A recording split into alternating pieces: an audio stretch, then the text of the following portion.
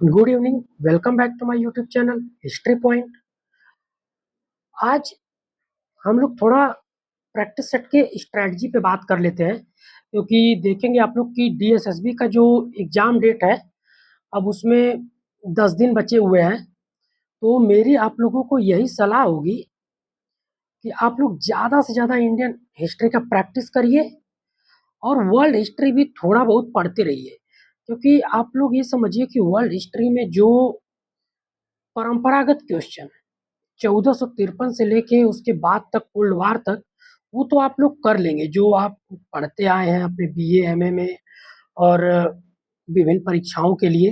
लेकिन डीएसएसबी का सिलेबस थोड़ा अलग है और यहाँ पे होता क्या है कि विश्व की नदी घाटी सभ्यताओं और जो प्राचीन विश्व इतिहास है उनसे संबंधित जो वंश हैं उनसे क्वेश्चन, मध्य एशिया, चाइना, जापान और दक्षिण पूर्व एशिया, इनसे जो प्रश्न आते हैं इनको थोड़ा करना मुश्किल होता है, तो इसमें सबके साथ दिक्कत है। लेकिन अगर आप इंडियन हिस्ट्री में गलत करते हैं तो आप कहीं ना कहीं सिलेक्शन में पीछे चले जाएंगे। तो आप इंडियन हिस्ट्री की कंटिन्यू प्रैक्टिस करते रहिए, ठीक है। इसके लिए आप एक धिंदवाल पब्लिकेशन की बुक आती है, आप चाहें तो उसको पढ़ सकते हैं। उसका मिडवल और मॉडर्न वाला पोर्शन बहुत ही अच्छा है, ठीक है। अब तक मैंने जितनी भी ऑब्जेक्टिव टाइप बुक्स पढ़ी हैं उसमें मुझे लगता है कि वो बेस्ट है, ठीक है। तो अब हम लोग चलते हैं आज के प्रैक्टिस सेट पे। तो हमारा जो आज का पहला प्रश्न है कि डॉक्टर भीमराव अंबेडकर के राजनीतिक गुरु निम्नलिखित में से कौन थे। तो ऑप्शन है सरदार पटेल, जोगेंद्रनाथ मंडल, महाराज साहू, रविंद्रनाथ टैगोर। तो आप लोग देखेंगे कि जोगेंद्रनाथ मंडल जो है इनके राजनीतिक गुरु हैं और महाराज साहू के सहयोग से ही इन्होंने विदेशों में पढ़ाई करी हुई है, ठीक है, डॉक्टर भीमराव अंबेडकर ने। और ये जो महाराज साहू जिनकी बात हो रही है, ये कोल्हापुर के महाराज है जो 1894 से लेके 1922 तक इनका शासन काल रहा है वहां पे, ठीक है। तो करेक्ट ऑप्शन है जोगेंद्रनाथ मंडल। और बात कर लेते हैं, जैसे अब गांधी जी के राजनीतिक गुरु रहे हैं गोपाल कृष्ण गोखले, ठीक है। इसी तरह लाला लाजपत राय के मैजनी, और आपके बाल गंगाधर तिलक के शिशिर कुमार घोष रहे हैं, ठीक है। चलते हैं अगले प्रश्न पे। शारदा एक्ट के प्रणेता निम्नलिखित में से किसे माना जाता है। हरगोविंद शारदा, राजा राम मोहन राय, हरिगोपाल, हरविलास शारदा।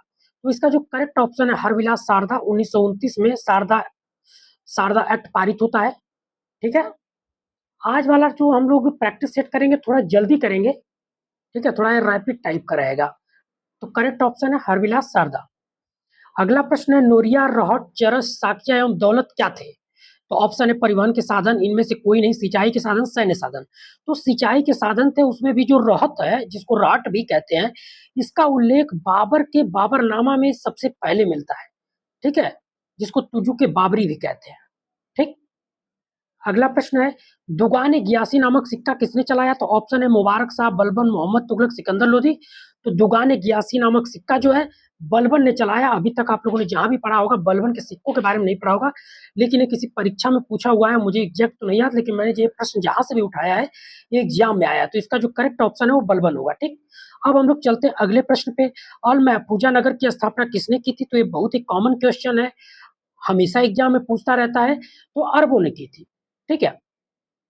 अगला प्रश्न है अलाउद्दीन खिलजी के हिंदू टकसाल अधिकारी कौन थे। तो ठाकुर पेरू, सिंधुराज, जाटमल, विद्याधर। तो आप लोग देखेंगे कि ठाकुर पेरू जो है इनके हिंदू टकसाल अधिकारी हैं और इन्होंने द्रव्य परीक्षा नामक ग्रंथ की रचना की है, ठीक है। अगले प्रश्न पे चलते हैं। फिरोज तुगलक के समय कारखानों की संख्या कितनी थी। तो फिरोज तुगलक के समय कारखानों की संख्या उपरोक्त जो भी ऑप्शन है इसमें 36 थी। और कारखाने दो प्रकार के होते थे, रातबी और गैर रातबी। रातबी सरकार द्वारा पोषित होते थे और गैर रातबी जो है प्राइवेट एक तरह से कह सकते हैं होते थे, ठीक है। अगले प्रश्न पे चलते हैं। ईश्वर चंद्र विद्यासागर ने अपना सारा जीवन समर्पित किया था विधवा विवाह व स्त्री शिक्षा, बाल विवाह व बाल शिक्षा, विधवा विवाह, बाल विवाह, कन्यावध व बाल विवाह विरोध। तो उन्होंने विधवा विवाह व स्त्री शिक्षा के लिए अपना सारा जीवन क्या किया, समर्पित कर दिया था। अगले प्रश्न पे चलते हैं। ब्रह्म मैरिज एक्ट किस गवर्नर जनरल के समय में पारित हुआ। इसको हम लोग नेटिव मैरिज एक्ट भी कहते हैं। तो उस समय जो गवर्नर, चूंकि ब्रह्म मैरिज एक्ट जो है आपके 1872 में पारित हुआ है और आप देखेंगे 1872 से लेके 76 तक का जो टाइम पीरियड है वो लॉर्ड नॉर्थब्रुक का है। तो ये जो एक्ट है वो लॉर्ड नॉर्थब्रुक के समय में पारित हुआ है। जो ऑप्शन में लॉर्ड एलन बरो है, इनका कार्यकाल 42 से लेके 44 तक है। इन्हीं के समय में 1842 में रेगुलेशन 5 के तहत दास प्रथा का अंत कर दिया गया था। लॉर्ड विलियम बेंटिक का कार्यकाल 1828 से 1835 तक है। लॉर्ड इरविन का कार्यकाल 1926 से लेके 31 तक है, जिसके बीच में आप लोग देखेंगे तो गांधी इरविन समझौता होता है, ठीक है, और व्हिटले आयोग का गठन होता है, गोलमेज सम्मेलन का भी आयोजन होता है, ठीक है। तो करेक्ट ऑप्शन है लॉर्ड नॉर्थब्रुक। अगले प्रश्न पे चलते हैं। सर्वप्रथम किसके सिक्कों पर बगदाद के अब्बासी खलीफा अल मुस्तसिर का उल्लेख मिलता है? तो आप लोग देखेंगे कि दिल्ली सल्तनत का पहला शासक इल्तुतमिश है, जिसने खलीफा से वैधानिकता प्राप्त की थी, तो इसी के सिक्कों पर सबसे पहले खलीफा का नाम मिलता है, ठीक है। अगला प्रश्न है, गोपालगिरी एवं दिल्ली के चारों कोनों में किलों का निर्माण किस सुल्तान ने करवाया था? तो जो भी ये ऑप्शन दिया हुआ है इसमें करेक्ट ऑप्शन बलबन है। आप लोग देखेंगे कि बलबन ने सुदृढ़ीकरण की नीति अपनाई, वो दिल्ली से बाहर कभी नहीं गया। उसने दिल्ली में रह के ही दिल्ली को सुदृढ़ करने का प्रयास किया। वो एकमात्र विद्रोह जो कि तुगरिल खां ने किया था बंगाल में, उसको दबाने के लिए बस दिल्ली से बाहर गया था, ठीक है। तो उसी ने जो है किले बनाने पर ध्यान दिया और किलों के महत्व को समझा, ठीक है। अगला प्रश्न है, किस सुल्तान का काल अमीरों का निम्न काल माना जाता है? ठीक है, क्वेश्चन ऐसे है, टाइप मिसप्रिंट हो गया है। तो ऑप्शन है बलबन, रुकनुद्दीन, निजामुद्दीन, फिरोज तुगलक। तो आप लोग देखेंगे कि वजीर और अमीर दोनों की स्थिति जो है निम्नतम स्तर पे किसके काल में पहुंच गई है? बलबन के काल में, ठीक है। अगला प्रश्न है, कसीदा के लेखक कौन थे? तो अल उमरी, अल बरूनी, फैजी, अमीर खुसरो। तो आप लोग देखेंगे कि अमीर खुसरो जो है कसीदा के लेखक है, ठीक है। ज्योतिबा फूले द्वारा रचित रचना नहीं है, तो गुलामगिरी, सार्वजनिक सत्य धर्म ये है। सभ्यता और निकेतन ये नहीं है। इशारा, शिवाजी की जीवनी ये भी है। दास्ता और सत्यशोधक समाज ये भी है, ठीक है। तो सभ्यता और निकेतन इनकी रचना नहीं है। मोहम्मद हबीब ने भारत में तुर्कों के आक्रमण को किस क्रांति के रूप में परिभाषित किया था? ऑप्शन है नगरी क्रांति, अर्बन अर्बन क्रांति, ग्रामीण या अर्बन, पता नहीं कैसा हो गया, ग्रामीण क्रांति अफगानों ने। तो आप लोग देखेंगे कि मोहम्मद हबीब ने इसको नगरीय क्रांति कहा है, और जो ग्रामीण क्रांति आपको ऑप्शन में दिख रहा है, इनके बाद आने वाले एक इतिहासकार हैं इरफान हबीब, उनका ये कथन है, ठीक है। तो करेक्ट ऑप्शन है नगरीय क्रांति। अगला प्रश्न है कि 1996 में, ओहो, एक जो क्वेश्चन है वो टाइप करने में मिसप्रिंट हो गया है।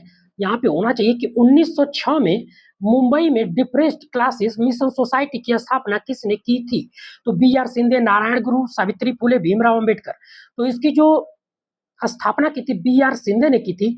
और जो ऑप्शन में आपको नारायण गुरु दिख रहे हैं, इनका एक नारा है, एक धर्म, मानव के लिए एक धर्म, एक जाति और एक ईश्वर का, ठीक है।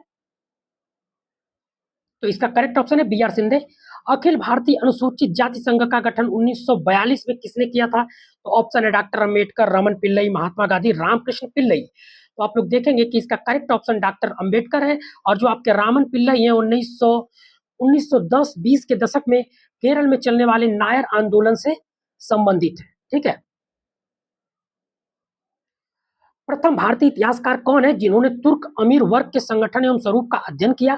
तो ये जो ऑप्शन आपको दिख रहे हैं, के एन निजामी, के एस लाल, मोहम्मद अजीजुद्दीन मोहम्मद और के एम अशरफ, इसमें से के एम अशरफ ने जो है अमीर तुर्क वर्ग के संगठन और स्वरूप का अध्ययन किया है, ठीक है। अगला प्रश्न है, नरबली प्रथा को 1844 से 45 ईस्वी में किस गवर्नर जनरल ने समाप्त किया था? तो इसका करेक्ट ऑप्शन है लॉर्ड हार्डिंग, जिसका कार्यकाल है 44 से लेकर 48 तक। और इसी के समय में नरबली को खत्म कर दिया जाता है, जिससे नागा जाति में क्या होता है? विद्रोह हो जाता है, ठीक है, अंग्रेजों के खिलाफ विद्रोह हो जाता है। अगला प्रश्न है, हिंदुस्तान में गुलाब उत्पादन का सर्वप्रथम विवरण किसने दिया है? तो जो आपके सामने ये 4 ऑप्शन दिख रहे हैं, इसमें से जो करेक्ट ऑप्शन है वो बर्नी है। बर्नी ने ये विवरण दिया है।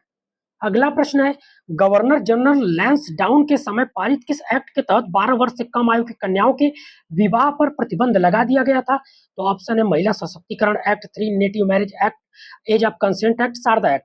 तो आप लोग देखेंगे कि नेटिव मैरिज एक्ट के तहत 12 वर्ष से कम आयु की कन्याओं के विवाह पर प्रतिबंध लगा दिया गया था 1891 में। और इसमें और 2 भारतीयों का सहयोग था, एस एस मालाबारी और सॉरी एम मालाबारी और एस एस बंगाली, ठीक है। अब लॉर्ड लैंसडाउन के समय में और भी चीजें हुई हैं। इसका जो कार्यकाल है 1888 से लेके 94 तक है। आप लोग देखेंगे कि इसी के समय में मणिपुर विद्रोह हो रहा है। इसी के समय में 1893 में ड्यूरंड रेखा का निर्धारण किया जा रहा है, जो भारत और अफगानिस्तान के बीच आज भी मौजूद है।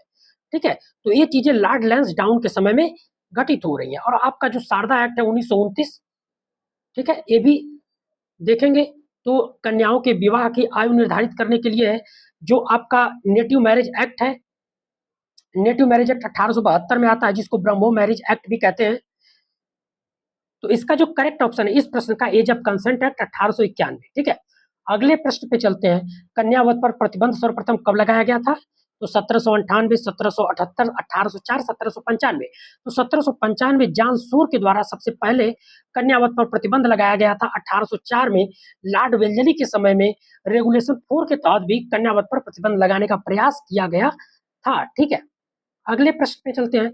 निम्न में से किस सुल्तान ने वस्त्र निर्माणशाला की स्थापना की थी? तो ऑप्शन है मोहम्मद बिन तुगलक, इब्राहिम लोदी, इल्तुतमिश, फिरोज तुगलक। तो इससे जो जुड़ा हुआ सुल्तान है वो है फिरोज तुगलक। अगले प्रश्न पे चलते हैं। ईश्वर के लिए सोचने हेतु मेरे पास वक्त नहीं, अभी तो इस धरती पर बहुत कुछ करना बाकी है। उपर्युक्त कथन निम्नलिखित में से किसका है? तो ऑप्शन है दयानंद सरस्वती, स्वामी विवेकानंद, कुमार आसन, ईश्वर चंद्र विद्यासागर। तो ये जो कथन है ईश्वर चंद्र विद्यासागर का है, जिन्होंने महिला शिक्षा और विधवा महिलाओं को लेकर बहुत सारा काम किया और सोम प्रकाश नामक एक पत्रिका का प्रकाशन भी किया था। ठीक है, अगले प्रश्न पे चलते हैं। 1928 ईस्वी में All India Depressed Caste Association किसने बनाया था? ठीक है, क्लास एसोसिएशन होना चाहिए, कास्ट एसोसिएशन हो गया। किसने बनाया था? ठीक है, तो घनश्याम दास, ए बी ठक्कर, के एम सी राजा, महात्मा गांधी। तो आप लोग देखेंगे कि इसकी जो स्थापना है वो एमसी राजा ने की हुई है। और जो आपके ए बी ठक्कर है 1922 में भील सेवा मंडल की स्थापना से जुड़े हैं। 1932 में जब हरिजन सेवक संघ की स्थापना होती है तो उसके प्रथम महासचिव बनते हैं, जो आपके घनश्याम दास ऑप्शन में दिख रहे हैं। 1932 में स्थापित होने वाले हरिजन सेवक संघ के प्रथम अध्यक्ष इनको बनाया जाता है और ये गांधी जी के सहयोगी रहते हैं। ठीक है, और आप देखेंगे कि बिरला ग्रुप के संस्थापक भी है। ठीक है, तो सही उत्तर है एमसी राजा। अगला प्रश्न है। फरिश्ता के अनुसार अलाउद्दीन खिलजी की सेवा में कितने सैनिक थे? तो 4,75,000 सैनिक थे। ठीक है, भारत में रकाब का पहला विवरण मुदब्बिर की किस पुस्तक में मिलता है? तो आप लोग देखेंगे कि जो फखरे मुदब्बिर है ये भारत के प्रथम मुस्लिम राजनीतिज्ञ हैं और प्रथम राजनीतिक पुस्तक लिखते हैं, आदाबुल हर्ब व शुजा। ठीक है, तो इसी में रकाब का पहला विवरण मिलता है। अब जो ऑप्शन में आपको तारीखे अलफी अभी दिख रहा था, तारीखे अलफी अकबर के समय में 1582 में उसके आदेश पर लिखी गई, जिसमें मोहम्मद साहब के जन्म से लेकर 1000 वर्षों तक का इतिहास, मतलब उसके काल तक का इतिहास क्या किया गया है, लिखा गया है। ठीक है, ये जो प्रश्न है भील सेवा मंडल की स्थापना निम्नलिखित में से किसने की थी? तो जो ऑप्शन है उसमें से अमृतलाल विठल दास ठक्कर ने 1922 में भील सेवा मंडल की स्थापना की थी, जिसका उद्देश्य गुजरात और उसके आसपास के क्षेत्रों में भीलों के सामाजिक और शैक्षिक स्तर को ऊंचा उठाना था। ये आप लोग आगे चल के देखेंगे कि 1932 में जो हरिजन सेवक संघ की स्थापना होती है उसके प्रथम महासचिव भी बनते हैं। अगला प्रश्न है। सल्तनत काल में यंत्र राज नामक पुस्तक किसने लिखी थी? तो ये पुस्तक फिरोज तुगलक के समय में महेंद्र सूरी ने लिखी है। ठीक है, अगला प्रश्न है। भीमराव अंबेडकर ने किसकी प्रेरणा व सहयोग से अमेरिका के कोलंबिया विश्वविद्यालय से एमए व पीएचडी की उपाधि प्राप्त की? तो इसमें इस क्वेश्चन में बड़ा मतभेद है। तो चूंकि बड़ौदा के गायकवाड़ तो ऑप्शन में है ही नहीं, तो नहीं तो आप लोग देखेंगे कि अमेरिका में इन्होंने जो शिक्षा प्राप्त की वो बड़ौदा के गायकवाड़ के सहयोग से प्राप्त की, और इंग्लैंड में जो शिक्षा प्राप्त की वो साहू महाराज की मतलब कि सहयोग से प्राप्त की थी। लेकिन इसमें जो ऑप्शन है उसमें साहू महाराज है, तो इसलिए हम लोग साहू महाराज के ऑप्शन में टिक करेंगे और ये सही है। ठीक है, 1844 ईस्वी में सामाजिक समस्याओं पर परिचर्चा हेतु मंचाराम द्वारा गठित संस्था का नाम क्या था? तो ऑप्शन है सर्व कल्याण सभा, नायर सर्विस सोसाइटी, मानव धर्म सभा और प्रजामित्र संस्थान। तो इसका जो करेक्ट ऑप्शन है मानव धर्म सभा की स्थापना इनके द्वारा की गई है, और ये बार बार एग्जाम में पूछा गया है। अगला प्रश्न है। सोम प्रकाश समाचार पत्र बहु विवाह भ्रांति विलास के लेखक निम्नलिखित में से कौन है? तो ये जो उपरोक्त ऑप्शन है इसमें से ईश्वर चंद्र विद्यासागर इसके लेखक है। तिलक ने किस एक्ट को भारतीय सामाजिक मामलों में विदेशी हस्तक्षेप माना और इसका विरोध किया था? ब्रह्मो मैरिज एक्ट जो कि 1872 में आता है, इसका विरोध नहीं किए थे। कन्यावध निषेध जो कि 1795 में आता है, इसका भी विरोध उनके द्वारा नहीं किया गया। 1804 में रेगुलेशन 4 के तहत भी कन्यावध निषेध किया जाता है, इसका विरोध भी तिलक द्वारा नहीं किया गया। शारदा एक्ट जो 1929 में आता है, उसके पहले ही तिलक जी की मृत्यु हो चुकी है, तो इसका भी विरोध जो है तिलक द्वारा नहीं किया गया। जो एज ऑफ कंसेंट एक्ट है 1891 में आता है, जिससे मालाबारी, लॉर्ड लैंसडाउन और एसएस बंगाली संबंधित है, इसका जो है विरोध तिलक के द्वारा किया जाता है। ठीक है, अगला प्रश्न है, सर्वप्रथम घोड़ों को दागने एवं सैनिकों का उलिया रखने की प्रथा किसने शुरू की थी? तो जो उपरोक्त ऑप्शन है दिल्ली सल्तनत के सारे शासकों का नाम है, इसमें से अलाउद्दीन खिलजी के द्वारा यह सर्वप्रथम प्रारंभ किया गया था। ज्योतिबा फुले ने कहाँ पर एक जाति विरोधी आंदोलन को संगठित किया था? तो आप लोग देखेंगे कि ज्योतिबा फुले का जो कार्य क्षेत्र था वो महाराष्ट्र था। ठीक है, इन्होंने सत्यशोधक समाज की स्थापना करी थी। अगला प्रश्न है, चरखा का पहला उल्लेख इसामी की किस पुस्तक में मिलता है? तो फुतुह सलासीन, ताजुल मासिर, तबकात नासिरी, इंसाए महरू। इसमें से फुतुह सलातीन ही इसामी की रचना है, तो इसी में चरखे का पहला उल्लेख मिलता है। बाकी जो ऑप्शन है, ताजुल मासिर हसन निजामी की रचना है, तबकात नासिरी मिनाजुद्दीन सिराज की रचना है, इंसाए महरू आइनुल मुल्क की रचना है, जो मोहम्मद बिन तुगलक के समय अवध में एक भयानक विद्रोह करता है।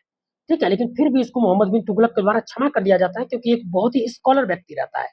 ठीक है, अब आप लोग जान लीजिए, चरखे का उल्लेख तो इसामी में मिलता है, लेकिन पैडल वाले चरखे का जो उल्लेख है वो मिफ्ताहुल फुजाला में मिलता है। ठीक है, तो करेक्ट ऑप्शन है फुतुह सलातीन।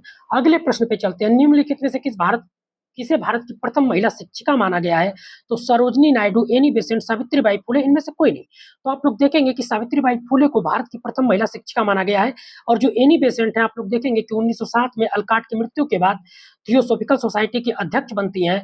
इसके अलावा 1917 में कांग्रेस की प्रथम महिला अध्यक्ष ये बनती हैं, और सरोजनी नायडू जो है 1925 में प्रथम भारतीय महिला अध्यक्ष कांग्रेस की बनती है। इसके साथ ही साथ जो एक दूत मंडल गया रहता है महिला मताधिकार के लिए इंग्लैंड में, उसका प्रतिनिधित्व भी सरोजनी नायडू के द्वारा किया जाता है। 1921 में राष्ट्रीय स्त्री संघ की स्थापना महात्मा गांधी के सुझाव पर सरोजनी नायडू के द्वारा किया जाता है। लेकिन इस प्रश्न का जो करेक्ट आंसर है वो सावित्रीबाई फुले है। अगला प्रश्न है, सर्वप्रथम किस सुल्तान ने दासों के लिए अलग विभाग का निर्माण किया था? तो ये तो बहुत ही इजी और बहुत ही फेमस प्रश्न है, क्योंकि फिरोज तुगलक एक ऐसा शासक है जो दासों से पुत्रवत व्यवहार करता है, और उसी ने दासों के लिए एक अलग ही विभाग दीवान बंदगान की स्थापना की थी। ठीक है,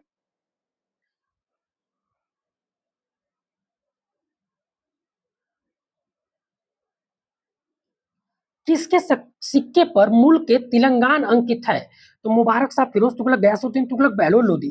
तो आप लोग देखेंगे कि तेलंगाना को जीतने के बाद गयासुद्दीन तुगलक ने सिक्के जारी किए जिस पर मुल्क के तिलंगान अंकित है। ठीक है, तो करेक्ट ऑप्शन क्या है? गयासुद्दीन तुगलक। तो आज हमने परीक्षा के दृष्टिकोण से 40 महत्वपूर्ण प्रश्न देखे, और ऐसे ही डेली वीडियो हम लोग की आती रहेगी, ऐसे ही रैपिड हम लोग क्वेश्चन करते रहेंगे।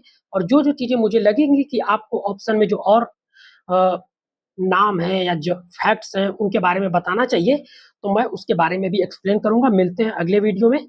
Thank you.